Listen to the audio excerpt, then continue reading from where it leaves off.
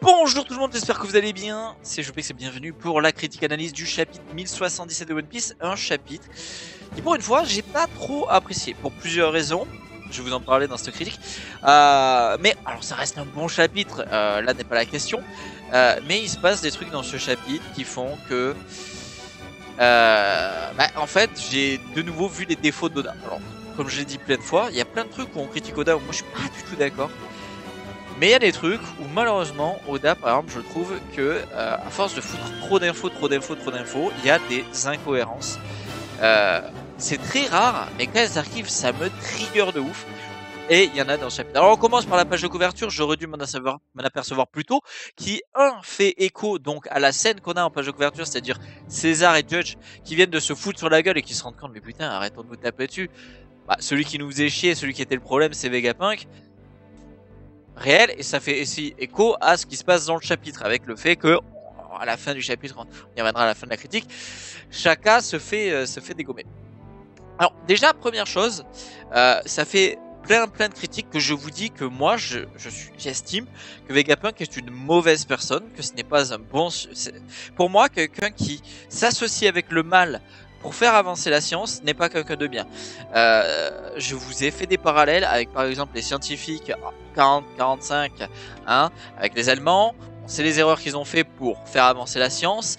Bon, on est encore dans ce schéma-là avec les séraphins qui n'ont pas de libre pensée, de libre arbitre, etc., etc. Je vous ai déjà expliqué pourquoi j'aimais pas Vegapunk. Donc je suis assez content en réalité, malgré le fait que César et Judge soient des connards, de les voir dire bah en fait depuis le début le problème c'est Vegapunk quoi.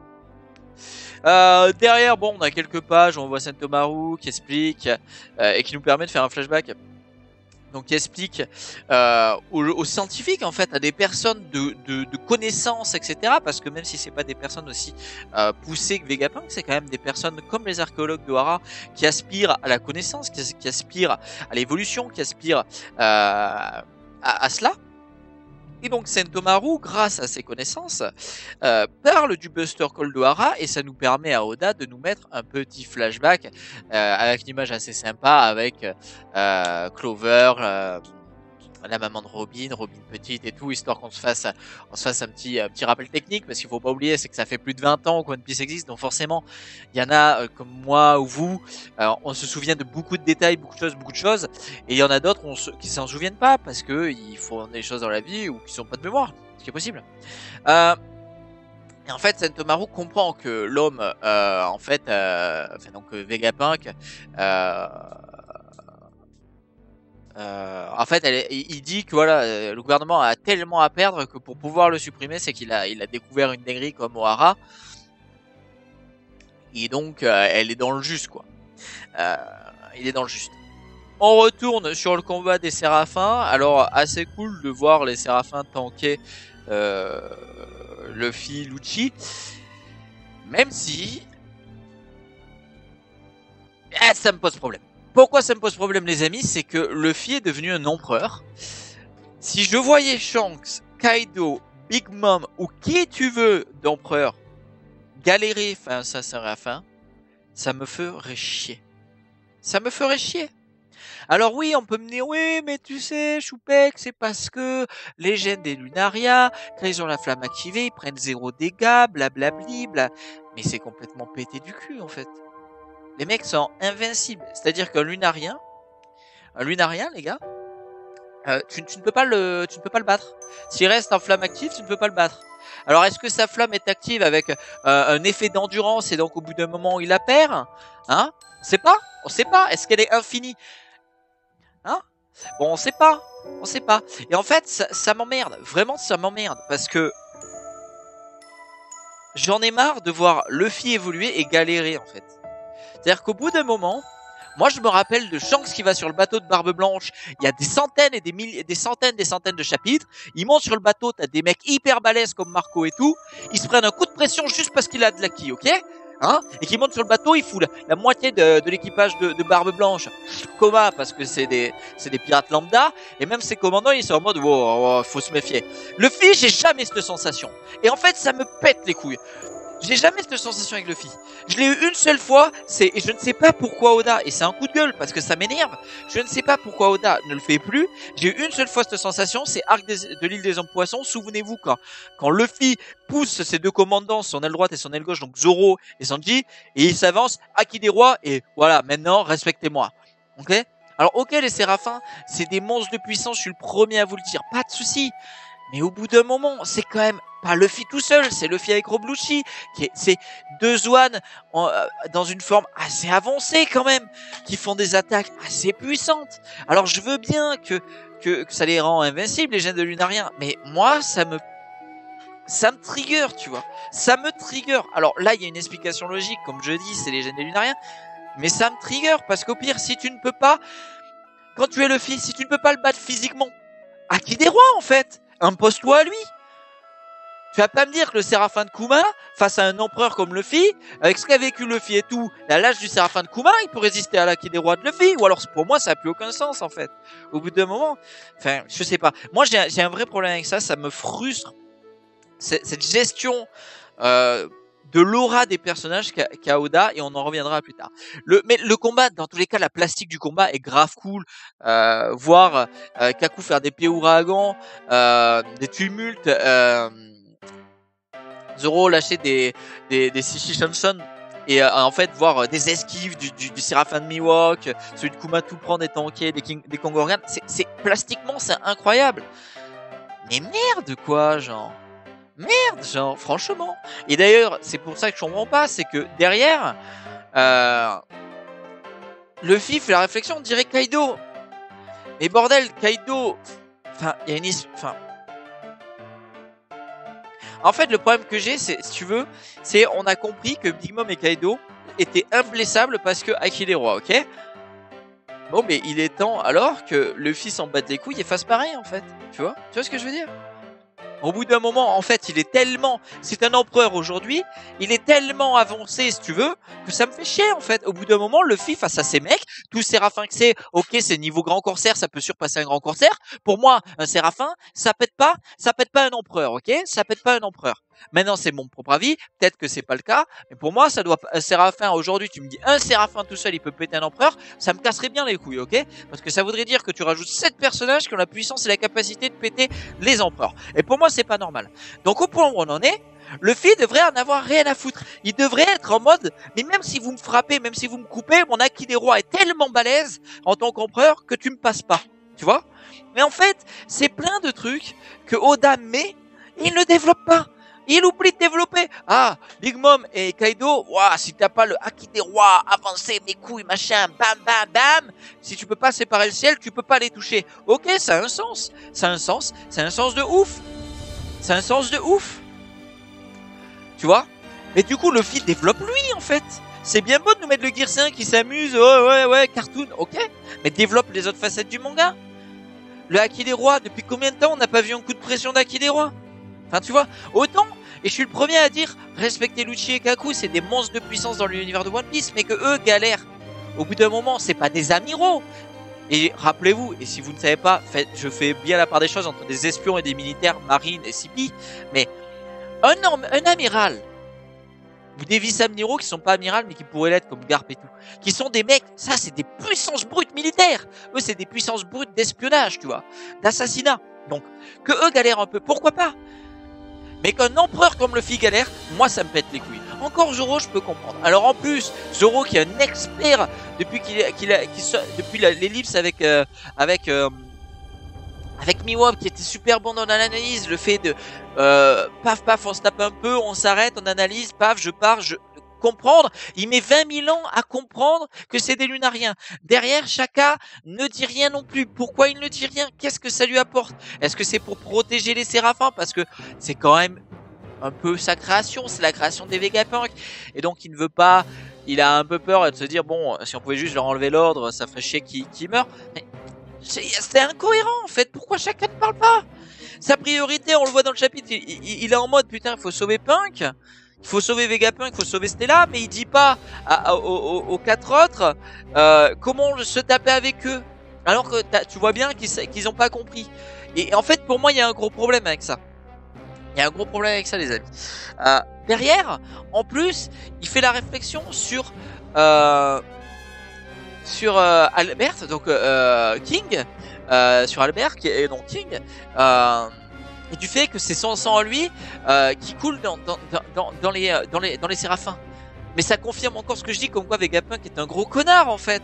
Faut pas oublier que celui qui a torturé avec la marine, hein, les pages de King, incroyable son flashback, où il se fait torturer, il se fait ausculter de ouf, comme, je vous rappelle, les scientifiques dans les années 39-45, hein, qui faisaient ça dans les camps, n'oubliez pas, hein, des horreurs sans nom, parce que c'est ce qu'a fait Vegapunk. C'est un humain. King, c'était un enfant, un tout jeune lunarien, sa race elle s'est fait exterminer, Punk il l'a enfermé dans un labo, et il a fait étudier, il lui a pris son sang comme de la merde. Donc ça confirme ce que je dis, que Punk c'est vraiment une merde. Ok? Donc, désolé, je m'excite, mais parce que ça me rend fou en fait. Vraiment, ça me pète les couilles. Et en fait, je ne comprends pas que Zoro, pareil, mette 1000 ans à comprendre, tu vois. Donc, assez cool quand même la plastique comique du fait que Zoro fait ah bah ouais, c'est des lunariens. Et un peu comme King, du coup, il faut faire ci, ça, ci. Luffy et aussi Kaku et Lucci qui sont en mode putain, mais t'aurais pu te rendre compte plus vite, on les aurait pété plus vite. Shaka s'en va, il dit qu'il va chercher Vegapunk parce qu'il a une idée d'où il pourrait se trouver. Mihawk, donc le séraphin de Mihawk qui va pour l'attaquer, Zoro le bloque, c'est encore une plastique assez cool quand même. C'est assez cool. Derrière, on repasse sur un autre combat. Très bien pour Nami, j'ai adoré ça. Combat avec Zeus, elle y va, elle a pas peur parce que Nami fait quand même partie du groupe un peu d'épeureux. Non, elle y va, bam, cul le premier parce que Oda se fait plaisir sur cet arc. Mais qu'il y aille, en vrai qu'il y aille, c'est enfin, je veux dire, moi ça me choque pas, j'ai vu des shonen où c'était bien pire. Aka, je suis en ce moment en train de découvrir Fairy Tail. L'abus de plastique féminine dans Fairy Tail, c'est quelque chose. Donc que Oda se fasse plaisir sur des combis comme ça. Allez, montre un petit fessier, bon, ouais, c'est bon, on va pas en mourir, quoi. Donc c'est assez cool. Et derrière, par contre... Alors, Brook a perdu sa tête. Ça, j'avoue que ça m'a un peu surpris. Edinson détruit. Alors en partie. Et on voit que Nami, elle a quand même du mal, forcément, parce qu'elle a tout ce côté avec les enfants, avec le Séraphin JB et les Séraphins sont des enfants. Mais Zeus, en tant que coéquipier, lui dit de fermer les yeux et qu'il y va. Il fait une colonne foudroyante incroyable. Et c'est là qu'il faut pas oublier que Nami, en réalité, sur le bateau, c'est maintenant quelqu'un de hyper balèze. Il faut surtout pas l'oublier, parce que Zeus c'est un très beau pour eux, sans parler du Team Attack, de la technologie Jutsu qui est incroyable, et de ses capacités météorologiques et tout. Et là, en fait, moi, ce que je ne comprends pas, c'est que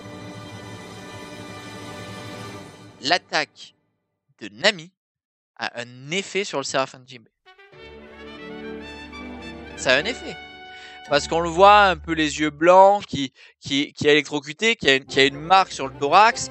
Il a pris un choc. Il a vraiment pris un choc. Il tombe dans l'eau, tu vois, pour continuer le combat. D'ailleurs, on voit à la réflexion de Book qui dit il a encore plongé, que le combat, ça fait un moment qu'il se tape quand même. Là, Dust dit mon attaque lui a rien fait. Je suis pas d'accord parce que pour le coup, encore une fois d'ailleurs derrière, on a Sanji qui arrive pour les arrêter. Et ça choque. Il y a un choc quand même. Donc, moi, il y a quand même une différence entre Luffy Lucci qui fait des attaques sur le Séraphin de Kuma et j'ai l'impression il y a zéro choc. Il a quand même l'attaque de... Même si ça ne fait pas de dégâts, j'ai une impression de choc. D'ailleurs, très drôle la plastique de Sanji qui quand il fait cette attaque, on dirait un peu Ivankov. D'ailleurs, le sourcil, on voit que le sourcil du coup de Sanji est vers l'intérieur et se retourne vers l'extérieur. Il est assez sombre. J'aime ça. Ça, Oda, j'aime. Sanji prend des plastiques à la Zoro, ça me fait plaisir. Zoro, c'est le mec, s'il faut tuer, il faut tuer. Si il s'en bat les couilles, bien Sanji. Vas-y, développe-toi. Maintenant, voir est-ce que comment ça va tourner. Hein, comment ça va tourner. Alors j'ai vu plein de gens dire oui mais faudrait pas que Sanji que Zoro tue Sanji. Mais n'importe quoi, Zoro ne tuera pas Sanji. Faut pas oublier un truc, c'est que ce que demande Sanji à Zoro c'est pour Wano Kuni, c'est pas pour Egghead. Enfin, ou alors on n'a pas lu la même truc, mais moi j'ai l'impression qu'il lui demande à Wano, si je maîtrise pas mon nouveau pouvoir, dégomme-moi parce que j'ai pas envie de perdre mon humanité. Et en fait, justement, lorsqu'il prend combat Queen, on se rend compte que il choisit son humanité malgré son power-up. Il choisit son humanité par rapport à l'horreur de sa famille, tu vois. Pour moi, il y a plus débat. C'est bon, c'est juste que Sanji maintenant, quand il va activer ses pouvoirs du Germa qui étaient enfouis en lui, eh ben ses sourcils vont changer de sens parce que c'est un signe morphologique et physique de l'activation de ses pouvoirs. C'est tout, les gars. C'est tout. N'allez pas trop loin. Ça sert à rien de vendre du rêve aux gens en disant 100 € va tuer Sanji. Non. Non, c'est juste de la plastique visuelle, les gars. Hein, on est juste sur la plastique visuelle. Sanji, depuis Wano, maîtrise ça, en fait. Il a lui-même priorisé son humanité à l'horreur de la science de son père, etc. Donc, bien sûr, il était plus sombre. Bien sûr que ça... Et Oda en joue, parce qu'en plus dans le SBS il disait surveiller Sanji. Mais pour moi il n'y a aucun risque. Après c'est mon avis, je peux me tromper, mais pour moi il n'y a aucun risque. Derrière on switch encore d'équipe, on retrouve Lilith qui est pas content de S-Snake parce qu'elle a transformé Yoko en pierre. Bubble Gun, assez intéressant cette arme qui en fait maîtrise des séraphins, parce qu'en fait c'est du granit de marin. En fait c'est une attaque un peu style des granit de marin. C'est des bulles faites avec l'énergie de la mer. Donc l'énergie de la mer, souvenez-vous, c'est ce qui fait que les utilisateurs du fruit du démon peuvent manager, parce que la mer a refusé, les refuse, elle les rejette parce qu'ils sont contre nature. Elle appelle ça, et du coup elle explique un peu le sang vert des séraphins, etc. Ça reste qu'ils ont les pouvoirs que des fruits du démon, donc ils ont les mêmes malus.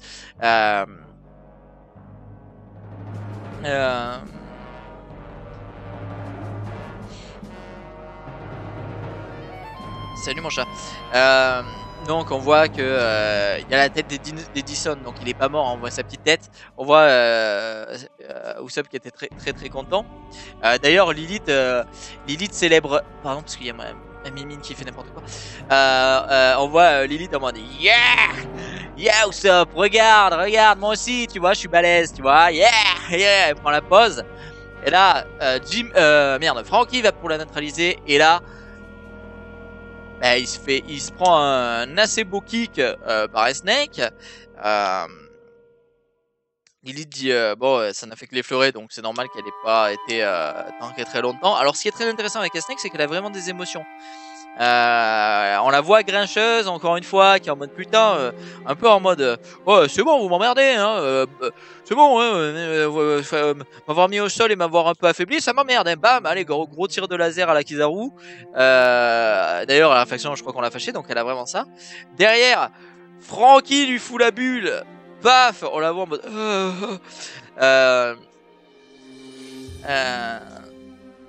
j'aime bien le trio en fait,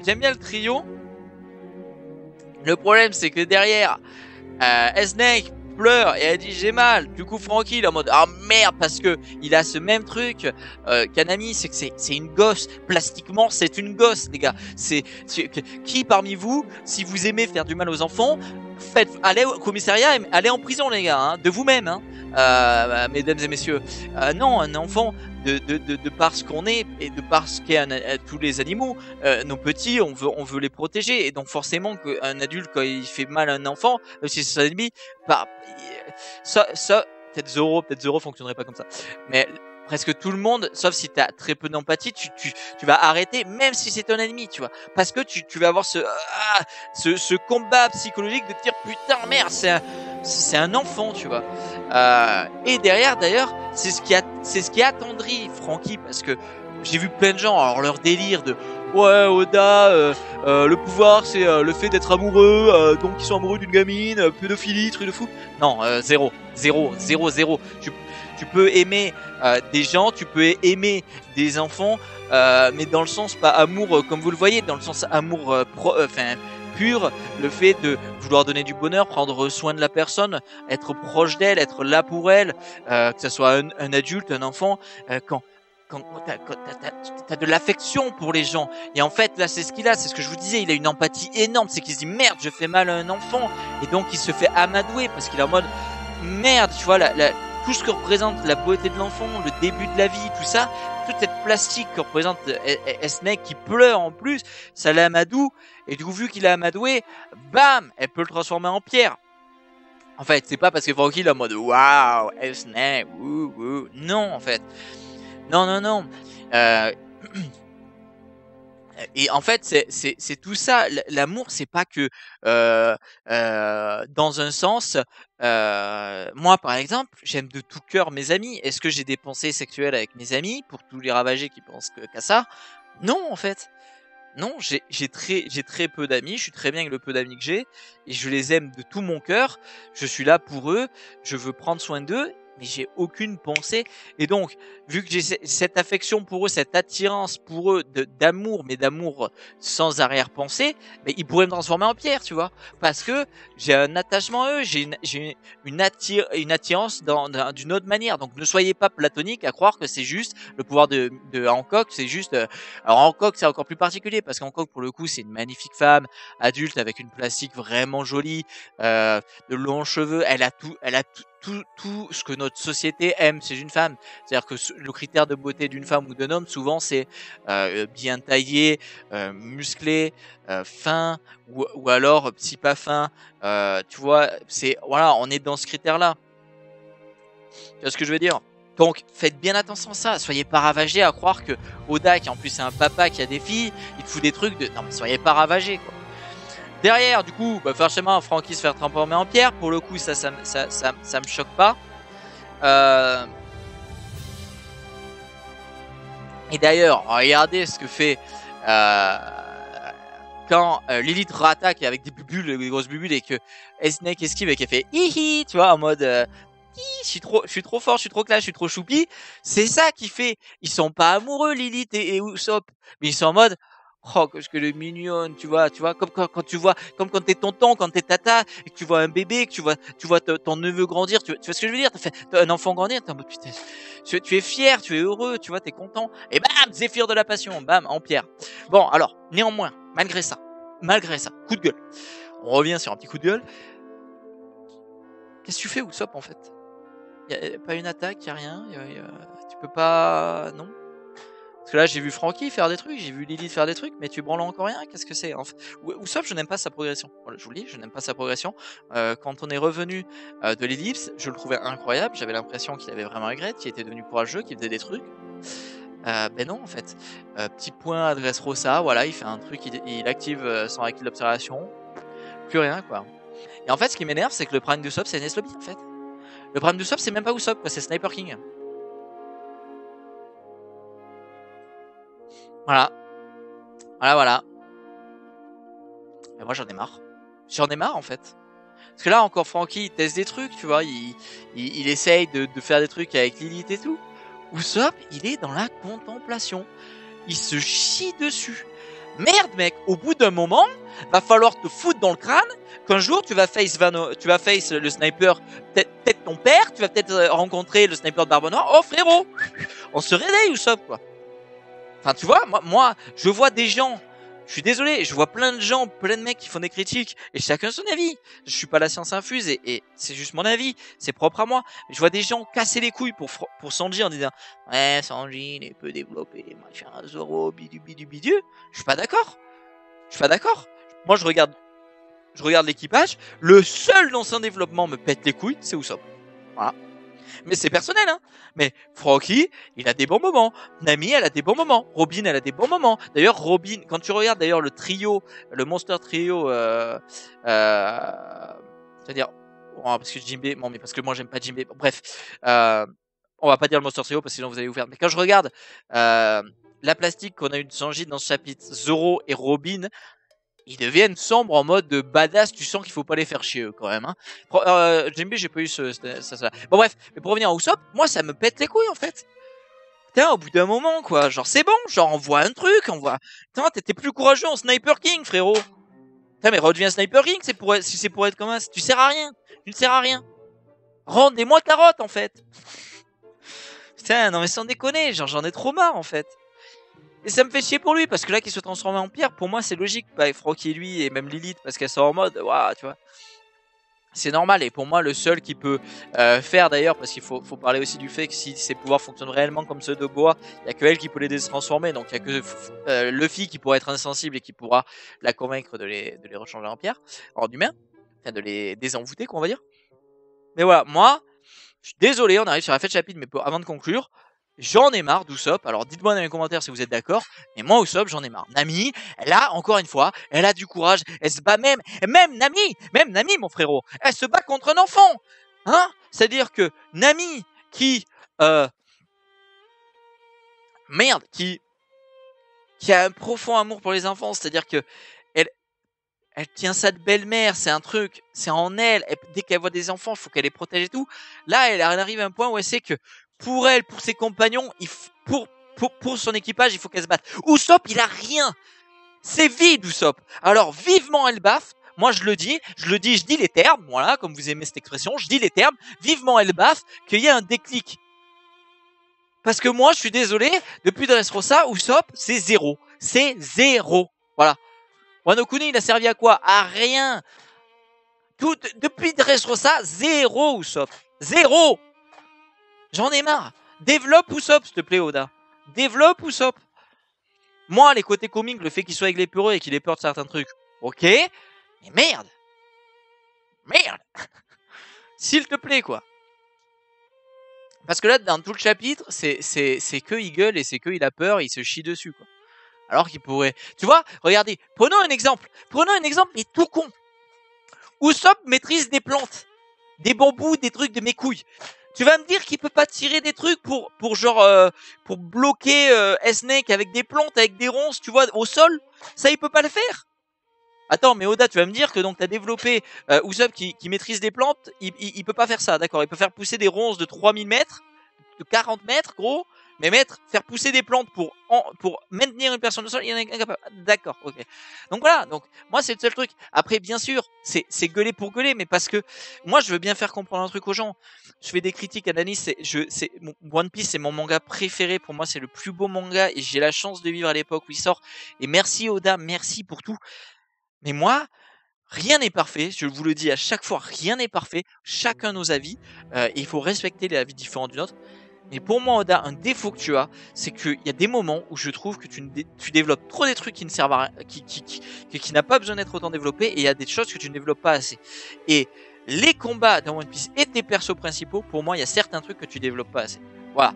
Et pour conclure ce chapitre, les amis, on arrive donc sur Shaka, qui après être parti de la salle avec les Mugi, retrouve Vegapunk en allant au sous-sol dans l'ancienne salle d'études des flux du démon, une salle qui n'avait pas pensé.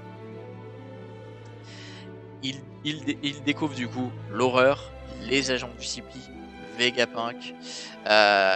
Il est donc pas le tête. Et là, il se fait abattre. Waouh.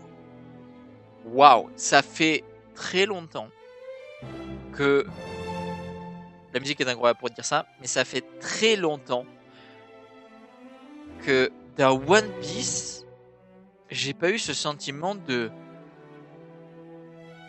waouh, c'est fini. Maintenant, on croit aux morts d'Oda ou pas. Je sais que vous êtes nombreux à plus croire en ses morts parce qu'Oda n'aime pas faire mourir ses persos. Mais là, c'est une balle dans la tête, quoi. Je vois pas comment tu peux réparer l'intégrité physique et mentale et ce que tu veux de Shaka avec la balle qui vient de prendre dans la tête. Et vu la plastique des cases, comment il est. Alors bien sûr, je le sais, vous le savez, le fait que ça vienne d'un pistolet ou d'un fusil, les gens ont émis que c'était peut-être le Séraphin de Doflamingo. Pour moi, on ne verra pas le Séraphin de Flamingo. Pourquoi? Parce que, dans tous les cas, même si c'était le Séraphin de Flamingo, il faudrait celui de Crocodile. Donc, dans tous les cas, s'il manque un Séraphin, il en manque plus deux même. Par contre, qui est-ce que c'est?